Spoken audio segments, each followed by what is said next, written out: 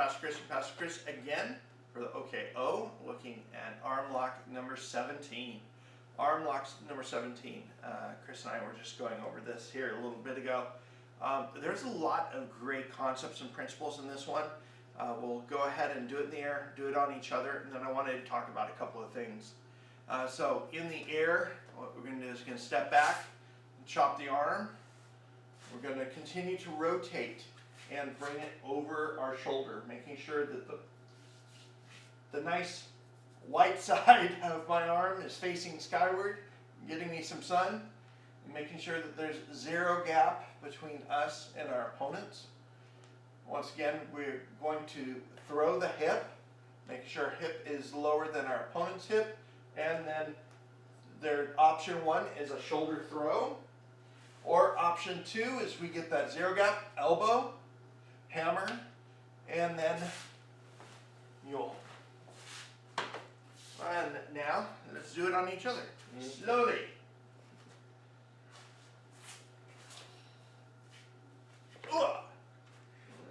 Buckle. Yep, and then down I go. And then now we'll do it with the elbow, hammer. Don't run into the hole when you cross out. Yeah.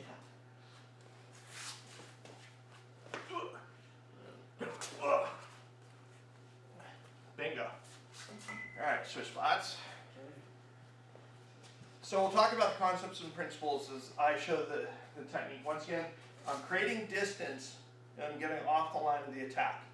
I'm going to grab and can start to rotate his nice tattoos skyward. As I do so, and he continues to come in, for me, I have to get really low. Chris is quite a bit shorter than me. I got to really hunker down. I need to crank this, have a zero gap. My hip is supposed to be underneath his or the throw. I want to make sure he doesn't hit the pole. Yeah. And then also, now with option two, 1, 2, I have to lift him up to get him zero gap. I'm going to step, boom. Just notice I still have control of his arm here until I want to let it go. I've got 3 points of contact. My arm here, his elbow to my pec, and my hand on his arm. I'm going to throw it away as I send him out. So, that was OKO Arm Lock 17. Mahalo and aloha.